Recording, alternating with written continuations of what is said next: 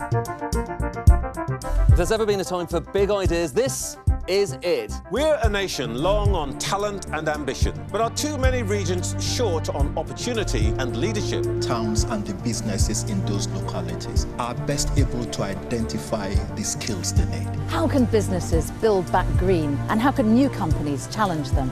We rely on the land, so we don't exist unless we show respect. What secure work will be created once the pandemic has been and gone? And I will say it really is fragile. We're on the knife edge. It's time for Big Ideas Live.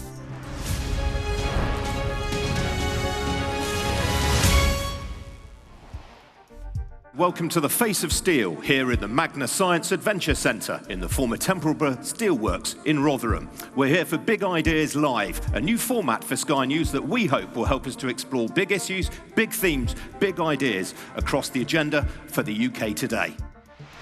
Somebody who knows the UK economy better than pretty much anybody else. He also happens to be the man who's galvanising the financial sector ahead of that big push towards net zero at COP26. So I'm going to introduce you now to Dr. Mark Carney. Mark, really good to see you this morning. I appreciate you getting up super early Canadian time to speak to us.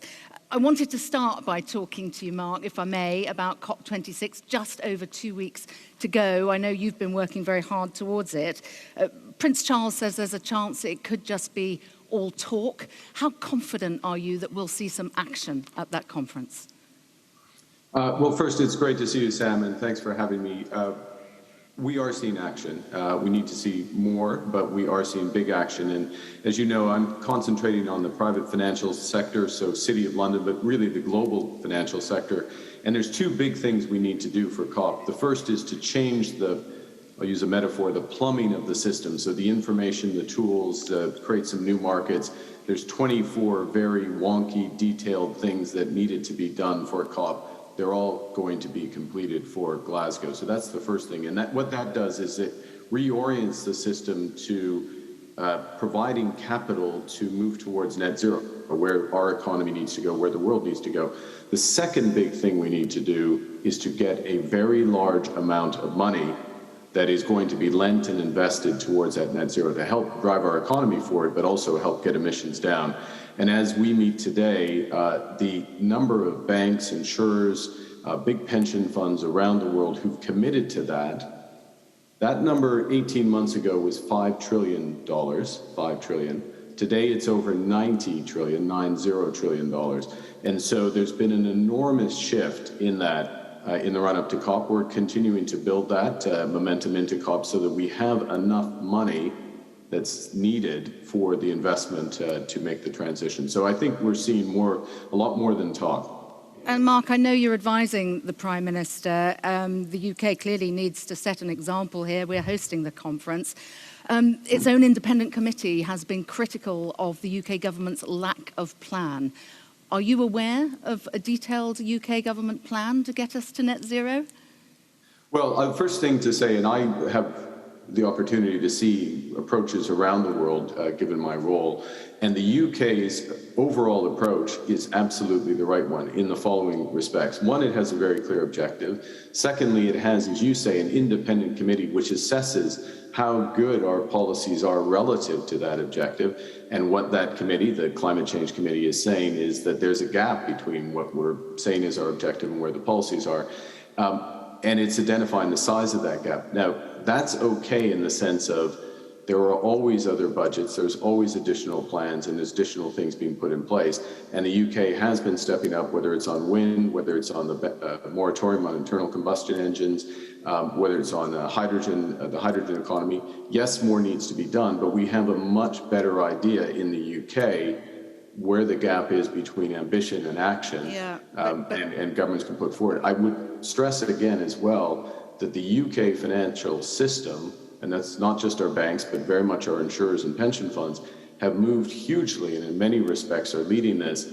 And this can help pull forward the adjustment that governments need to make. But government climate policy needs to be credible, doesn't it, Mark? Is it helpful that there is an inquiry as to whether we should be building a new coal mine in Cumbria and doing oil and gas exploration up in Scotland? Yeah, well, I think, let me put it this way. I think it is helpful that an inquiry is being done into this, an independent inquiry is being done to this, because it shows exactly what the issues are around the transition. Let's take the example of the coal mine in Cumbria, which is coal being used for steel, not coal being used for power generation, but still has an environmental impact if it's done. There is a gap between the life of that coal mine. It could run till 2050 effectively, the life of that coal mine, and what our trajectory needs to be in the UK in order to get to net zero. A coal mine like that really can only run, in the judgment of that independent panel, until 2035. Let's talk about the climate finance then. Falling short of what was pledged in Copenhagen, $100 billion a year for developing nations. Is it the United States that's holding things up? Because they seem to have the biggest bridge to build here.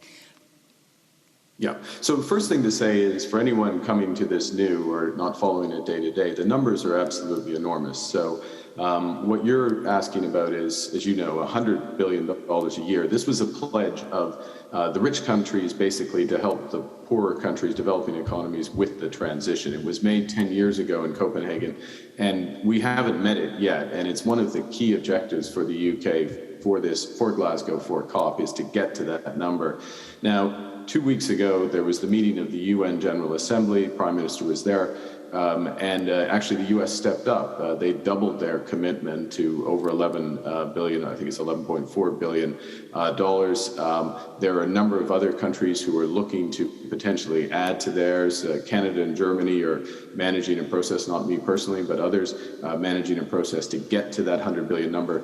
It's very important, but at the same time, and I apologize to your audience, just to put it in context, we need to multiply that by 1,000 in terms of additional capital, additional finance. In other words, we need not just $100 billion, we need $100 trillion over the next 2.5 decades, in order to get to where we need to go. And the point that we've recognized very early on is that's only going to come from the private sector, which is why there's been such a focus on the things I was talking about at the start, which is to get the private sector aligned to move money towards companies and projects that are solutions to this problem. Yeah, while we've got you, Mark, we're running out of time. I do want to ask you about the UK economy. Quite a few spasms in it at the moment. We've got all the COVID scarring, of course, cost of living crisis, energy crisis as well. What's your take? Well, the UK is going through, as others are, but maybe a little more sharply, the UK is going through a series of supply shocks, to use the economic term. We have the adjustment from COVID and acceleration of changes in business, whether it's on the digital side, perhaps most prominently. We have the big move in energy prices, which we're seeing elsewhere, but more so in the UK, which brings its own impact. We have the aftermath of Brexit and the readjustment of the economy that comes. So we have all three of those factors coming together, and it means and we have the beginnings of this net zero transition. We're really at the early stages of it, and it means that there are some frictions in the economies and adjustments that are necessary. Can I ask you as well, I can't resist really, I mean, the supply chain ruptures, labour shortages, disputes over the Good Friday Agreement. Do you feel like one of those derided experts who was opining on these things in the run-up to the referendum back in 2016, who now feels a bit like, I told you so? No, absolutely not. I mean, our job, the Bank of England's job in the run-up to both the referendum, but very much to Brexit itself, was to make sure the financial system was in a position to be part of the solution. I think what we have seen is that the financial system, UK financial system, has stood up through this period, including of disruption. And what at least I'm doing and working with others, including the Bank of England, the Treasury, more broadly, is making sure the financial system is ready and part of the solution for climate change. So moving on to the next big thing. And that's what we can do. Of course, part of making sure that it was ready was to look at what could go wrong and the types of supply chains and inflationary and other impacts that could come from the adjustment, the initial phase of adjustment. And I think what people can look at may be cold comfort to some extent, but be reassured that the UK financial system is very strong, and it's part of the solution both in the short term and what we're doing for Glasgow is making sure that it is part of the solution for this transition towards net zero. And the last point, if I may, and that is the transition that will, I saw it as graphs earlier, that will continue to grow this economy at a speed that people expect. In Paris, the notable achievement was to get countries to dare to imagine that maximum temperature increase of 1.5 degrees. What do you think could be the headline from Glasgow? I think absolutely we've got to keep 1.5 degrees alive. So imagination is one thing and vision is one thing, but action is what's needed. So we have a few more weeks. We will do everything we can on the financial sector to ensure that there's real action and commitment so that the money is there. What's clear is that the money is there for the transition. That's one core plank we need for Glasgow. The second is that countries step up, not just with ambition, but with policy that meets that ambition.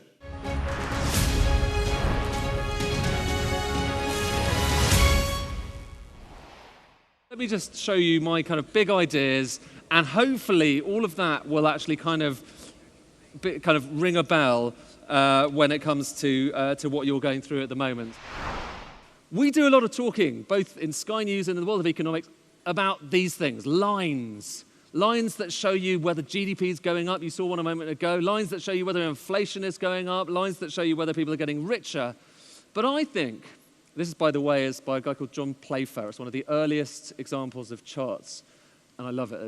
They're so beautiful. But we need to do a bit less of that and a bit more of this. We don't talk about maps enough when it comes to economics. And what do I mean by maps? We need better maps. What do I mean by maps here? Well, think about what we might be facing here. See, it's not the kind of map you were expecting, was it? The threat of a potential bacon shortage in the UK. What is the map behind that? Well, there is a kind of chain reaction, isn't there, that's led to this potential bacon shortage. Partly there's the kind of labour thing we talked about a moment ago when it comes to kind of getting enough people to work within agriculture. But partly it's also this, a CO2 shortage, so not enough CO2. And why do we have not enough CO2? It's because fertilizer plants shut down. And why do fertilizer plants shut down? It's because of record energy prices. And why do we have record energy prices? Well, it's because of a whole range of factors. You know, not as much gas coming from Russia. You have problems with the amount of gas that we're storing here. But also on top of that, on the other side of the world, in China, you've got coal mines being shut down and some of them being flooded recently. So when I talk about maps, what I mean is this kind of unexpected cascade, this chain reaction, a chaos effect, where a butterfly wing flaps on one side of the world and then suddenly you're out of bacon on the other side of the world. Coal mines shut down, chain reaction all the way through. We don't understand that stuff very well, and certainly within the world of economics. But the reason that I think it's quite significant that we're here talking to you is that we want to try and understand it better. And I think it's businesses around the country that work within these supply chains that understand this stuff more intimately, certainly more intimately than the government, for whom this came as an enormous surprise, and more intimately than most of us. Let me give you one other example of another kind of chain reaction. Same thing again, Chinese coal mine shutdowns. Why is that going to have an impact on semiconductors? Because no one really, when people talk about semiconductor shortage, they're not talking about coal mining, but they should. Let me show you why. If you want semiconductors, if you want to make computer chips, you need silicon metal. If you want silicon metal, you need coking coal. A lot of coking coal goes into the production of silicon metal. And you need silicon metal to make polysilicon, polysilicon to make silicon wafers, and silicon wafers to make semiconductors. This supply chain is not very widely understood, and yet it's incredibly important for the way the world fits together. And we need better maps of this kind of thing. And this is what I'm talking about. I'm going to show you one more chart, and then we're going to talk to Torsten Bell, who's been watching this, probably with dismay about the idea of having to discuss all this random stuff. But Chinese coal mine shutdowns, silicon metal, this is all coming our way in terms of semiconductor shortage. Right now, the shortage that we have is largely happening within places like Taiwan. It's in fabs that basically aren't able to produce enough to kind of keep the automobile sector supplied. But this side of things, we don't talk about enough. But let me show you what's happening to silicon metal prices. So that metal that you need coal for, it's been more or less flat for most of recent history. This goes all the way back to 2016. But just recently, earlier on September, there was a production cut of silicon metal in Yunnan province in China, where a lot of this stuff is produced. Just look at what happened to the silicon metal price. And that's something that's very rarely remarked on. It's something where people aren't really putting those pieces together and trying to understand how that is about to come down the road to us. But when we talk about inflation, when we talk about the state of the economy, this is the kind of thing that we should be discussing. I want to bring in Torsten Bell from the Resolution Foundation, who should be down the line from Westminster, who I hope has been listening to some of that. And I, probably with some trepidation, I want to start actually, Torsten, by asking you about that question of the labour market, the question of whether we do have a kind of low-wage, low-skill economy, and kind of where we are on that particular path. Well, I mean, I think there's obviously some good news in that space, Ed, which is, what have we learned over the last 20 years is that, yes, we have been a country with more hourly low-paid people than most similar countries, but actually having now decided to introduce a minimum wage at the end of the last century and then to aggressively ramp it up under this government over the last 5 years, we've actually seen a very big fall, the first fall in low pay for 4 decades, and it's happened without big losses in employment. So we've learned that the country had a problem and that policy was able to make a very big difference to that. And that, these are not small fry amounts of money for people. Even just looking at the rise since 2016, a full-time minimum wage worker will be well over £1,000 a year better off because of that policy change.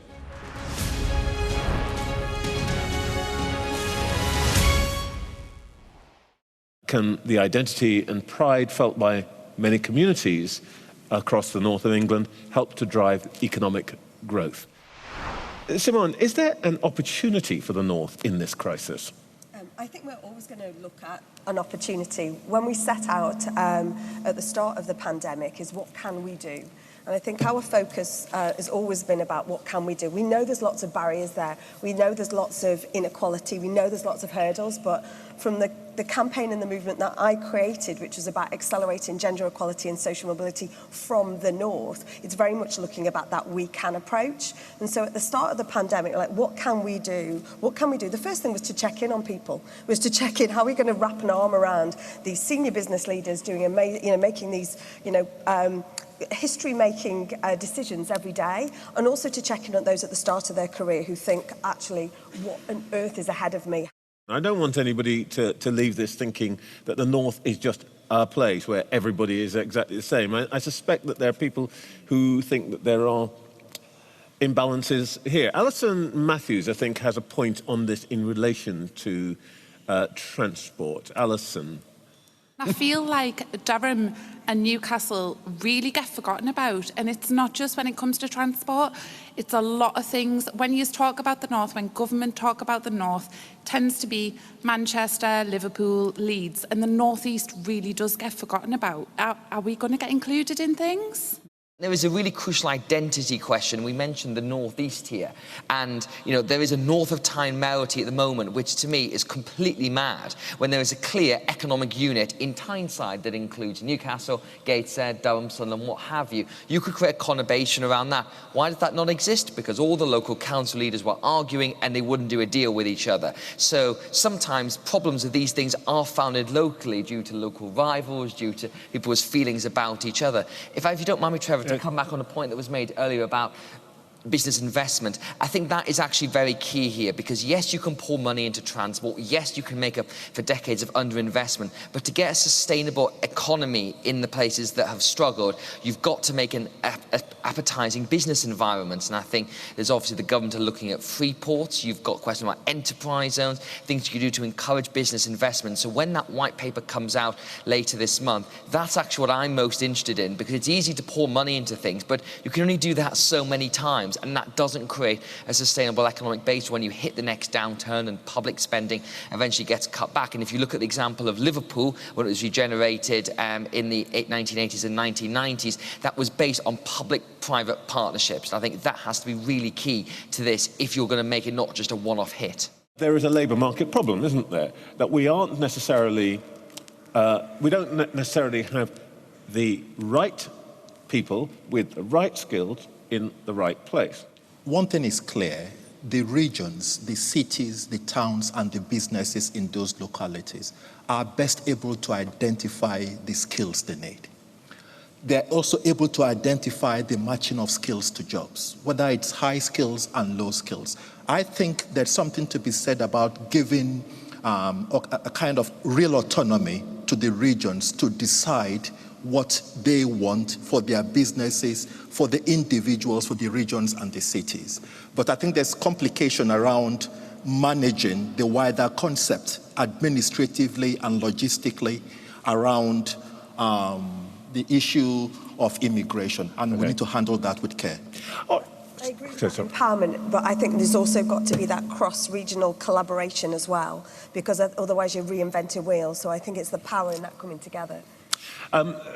We've heard mentioned several times in this discussion the levelling up white paper, for which, you know, there are millions sitting waiting, rather like, you know, waiting for the new Harry Potter or whatever it is. I'm going to ask each one of you to tell me something that you really want to see in that white paper. You know, whether it is a number of money, or it is a sentence, or it is a policy.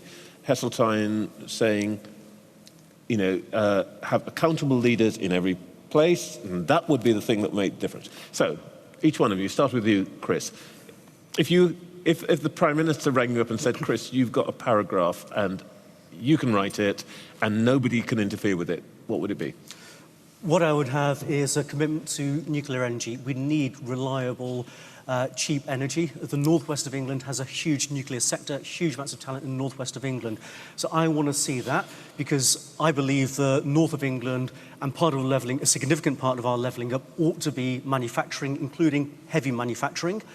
And therefore, we need reliable energy that doesn't go out every time the wind stops blowing. So nuclear energy, it's good for industry, and it's going to be good for the northwest. Simone?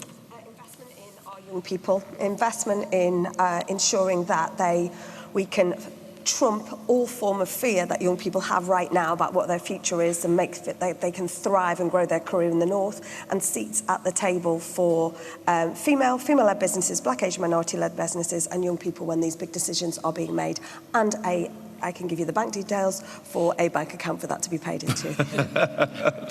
Yeah, well, you can find that on the website. Okay, Charles. Trevor, you'll expect me to say real investment in skills and jobs and in the potential of the young ones. And I think the university sector, the higher education sector, and the further education sector really play a role in trying to build the skilled base that the SMEs and large organizations need. Research and development, there needs to be funding in that. And I think there needs to be funding in the relationship between businesses and the academic sector. Seb? I want to see a very clear plan of delivery about how all these changes are going to be made, because it's so easy for politicians to talk about improving life chances, improving town centres, improving infrastructure. But what we are talking about is hundreds, if not thousands, of tiny projects all across the country, which on the whole will level up. And I think essentially you need to see a way to actually do that, because for me, to successfully level up is as big of a challenge to the British state as Brexit. And we know that took a long time and a lot of effort. So I want clear, detailed plan and accountability, data, metrics. What does success look like?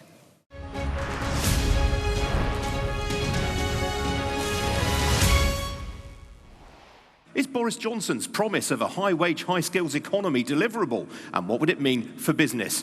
And are the problems that we're seeing in the country's supply chains a symptom of short-term worker shortages, or are we in for a longer ride? I'll be discussing that with a panel. Lord Billy-Moore, I'm going to start with you. We heard from Boris Johnson last week. He clearly wants to turn the UK into a high-wage economy.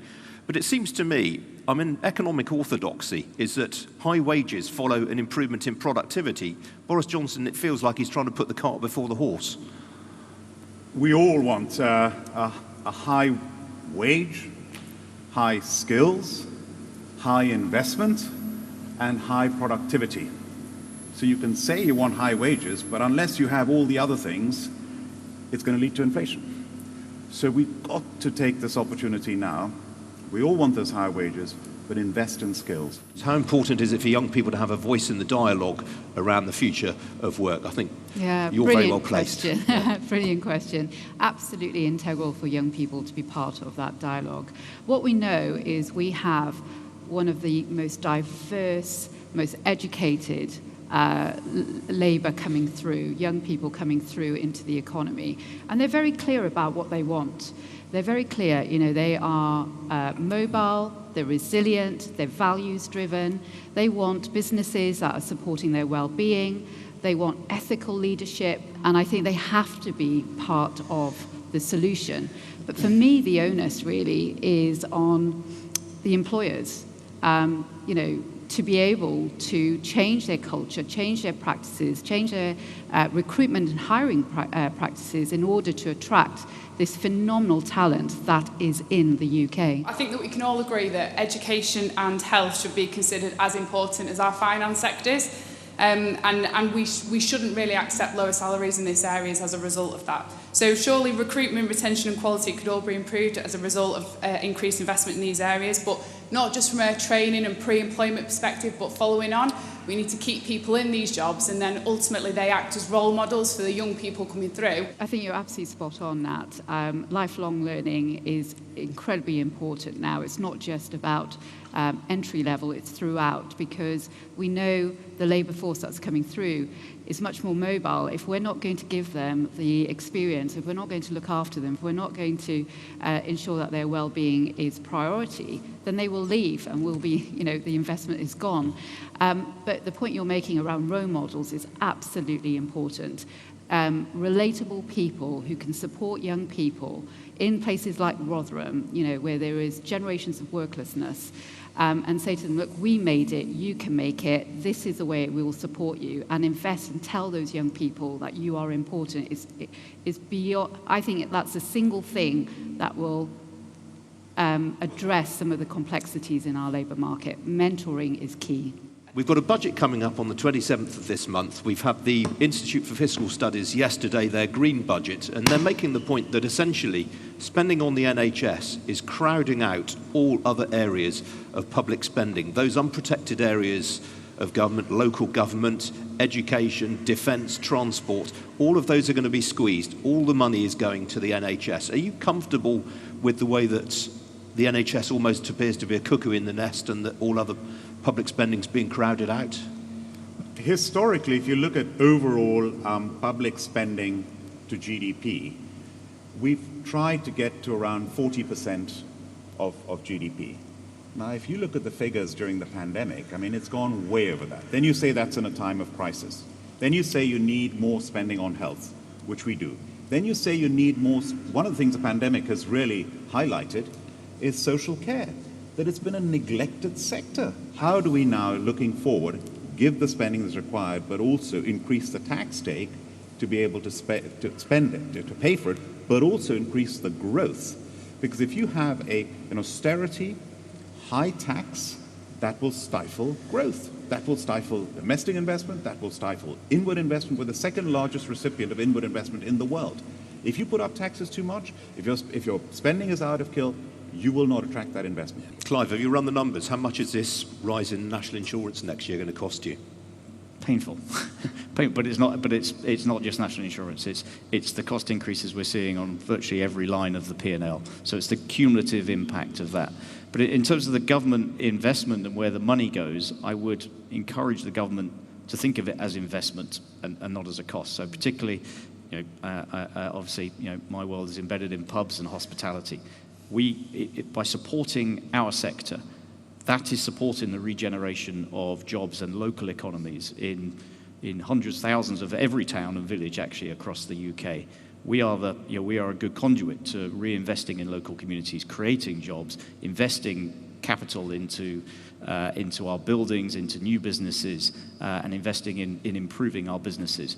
And we're still at that stage, at this transition stage, where we need that support to be able to help to stimulate the government, the economy recovery, and the levelling up agenda. Carl, you must be seeing that as well. Absolutely. I mean, the cost increases have been quite brutal for all sectors. I think it is a difficult challenge for the government as to where they spend the money.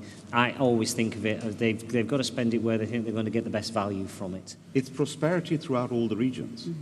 And it should not be at the expense of London. It should be London prospering benefits the whole country, but it's London and the rest of the country. And when it comes to climate change, heat is such a big issue that we don't address. I chaired the Heat Commission. 1/3 of greenhouse gas emissions comes from heat.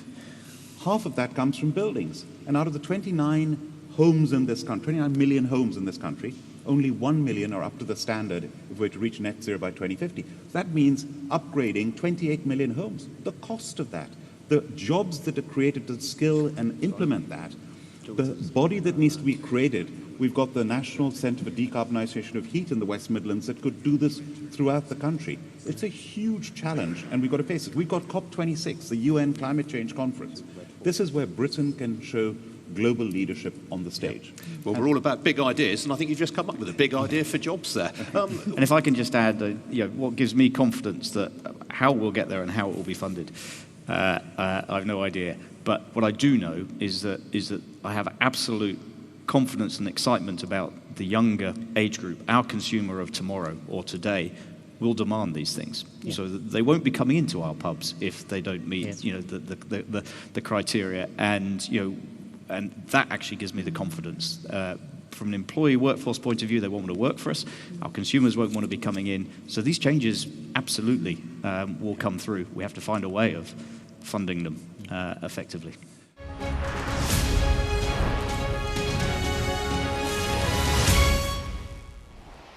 As the world comes out of the pandemic, we need to be thinking about how businesses build back green, and also how they build back their balance sheets as well, and the inevitable tensions between those two. We'll be talking about what the government can be doing, what it is doing, what it should be doing, all of that. And I'll be discussing all of that with my panel, who've kindly assembled here for us.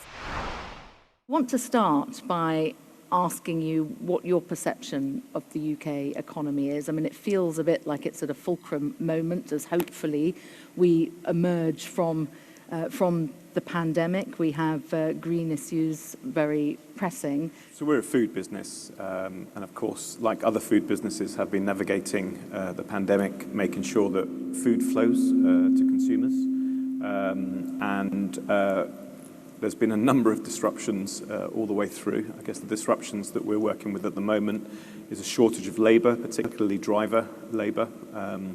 That's an industry-wide problem. And just simply being able to get the product from our factories to the supermarkets is a real challenge. In terms of investing in the various aspects of your business, and do you have the confidence to be doing that at the moment? Because the economy, it feels like it could go any which way, doesn't it? We're a farmer-owned business, so our farmers actually own us, and an investment is something that we're very used to doing over a very long period of time.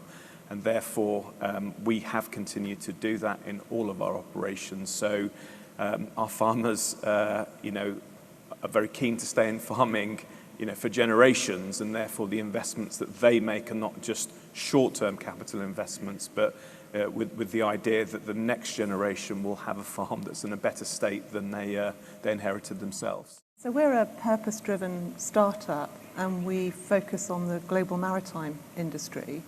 And so in 2018 and 2019, we invented a wing sail and went through a feasibility process with academics, demonstrated that we could save 20% fuel and emissions from huge ships by retrofitting this technology.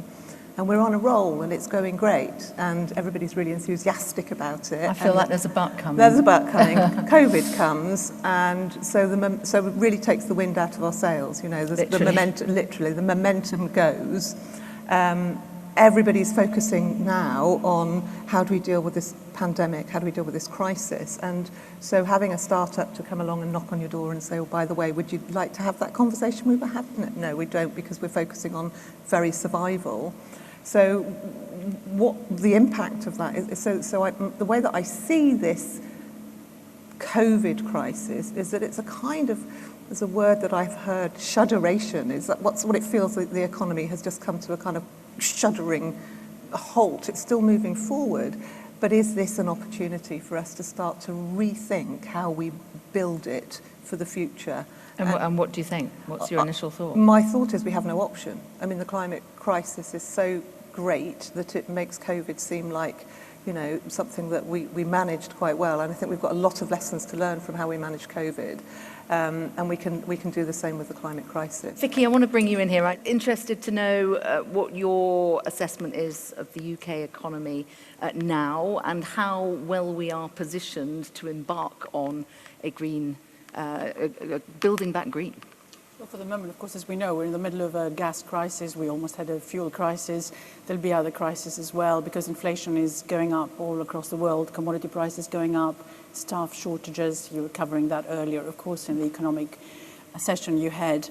So all these things are extra precious for firms. Now, if you are to seriously move into greening your manufacturing or your processes more generally or your offering, then you do need to spend some money to be able to do that. And can you really upscale whatever it is that you develop as a pilot? And that requires quite a lot of risk to be taken by firms because you don't really know which technology is going to work in the future. The government needs to absolutely step in.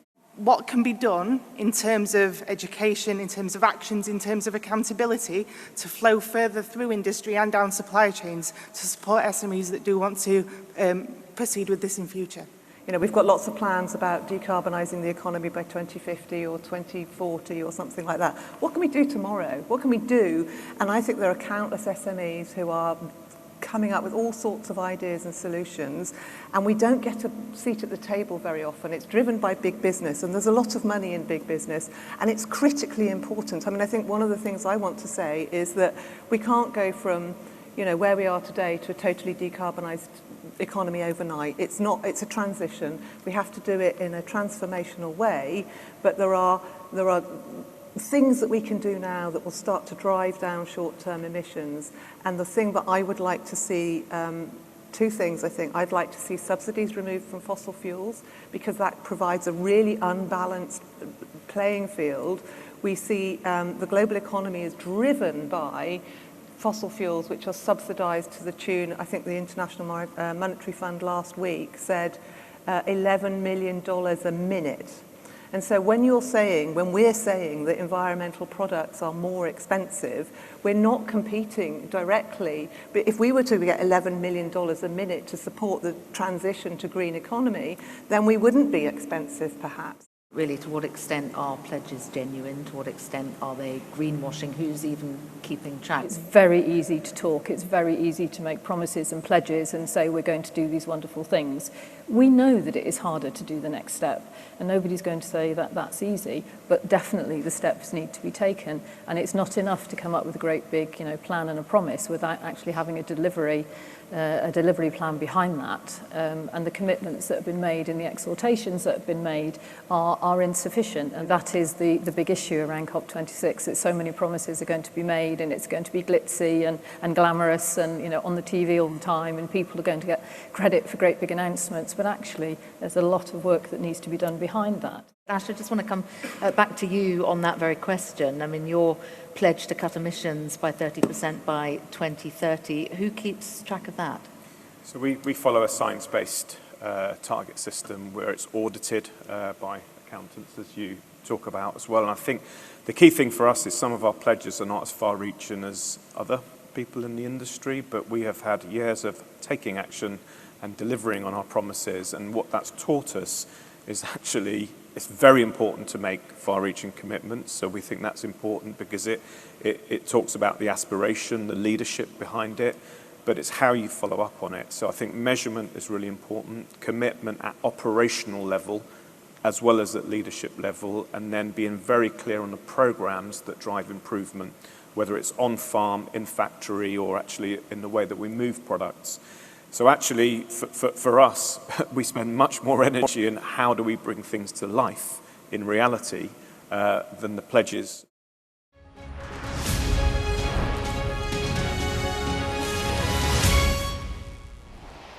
Now, I don't know what the collective term for a group of Sky News presenters is, a sort of a lunch of presenters, perhaps. But hopefully, no introduction required now. On my far left, Ed Conway, our data and economics editor, Samantha Washington, my fellow presenter, Trevor Phillips, my fellow presenter, and we're here really to sort of chew over what we've picked up over the course of the day. One of the big themes for me that's come out of today, and Sam, certainly when you were talking to Mark Carney, it came out in spades, which is the rising costs of the transition away from fossil fuels, that pivot towards net zero. The cost is becoming ever clearer. And I wonder whether the authorities are actually being honest with publics about that around the world.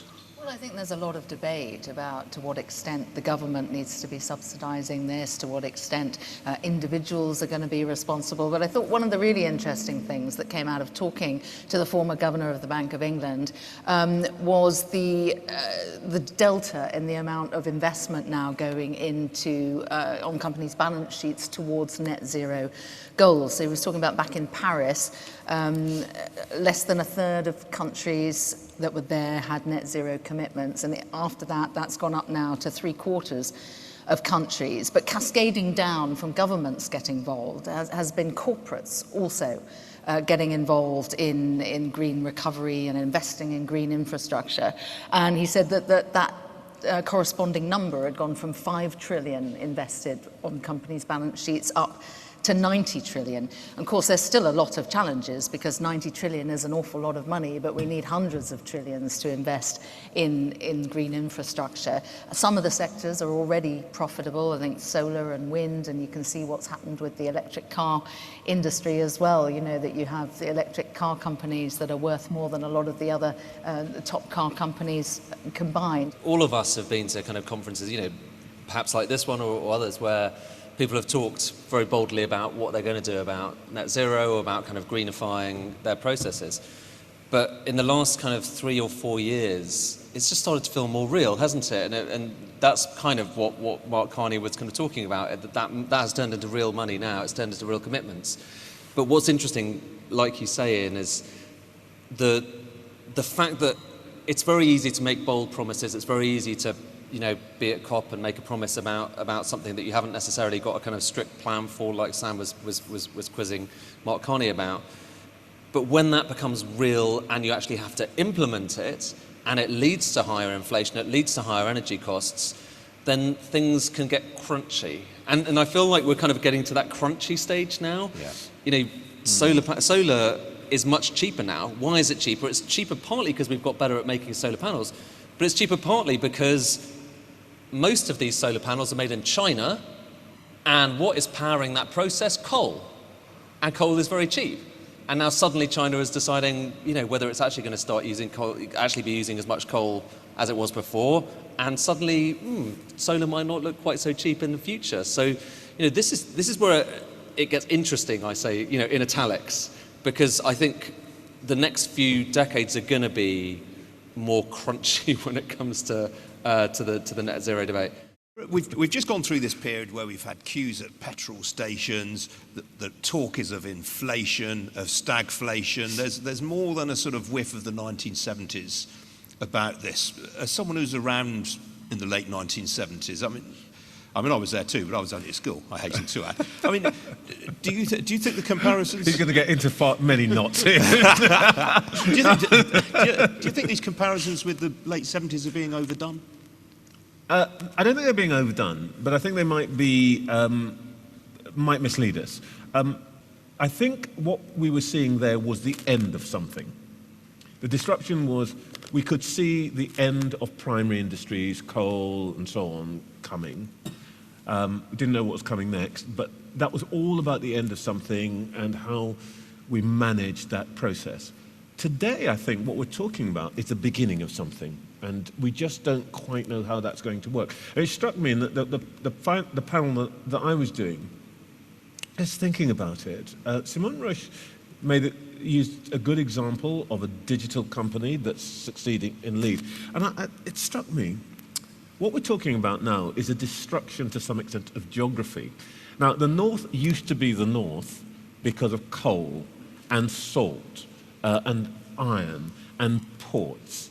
Now, in a world where those things have gone, frankly, those industries have gone somewhere else, and what we're doing now is what Hugh's talking about in Leeds, geography is destroyed. And one of the things I'm just wondering is if we've slightly kid ourselves the whole of today that there is going to be something separate called the North.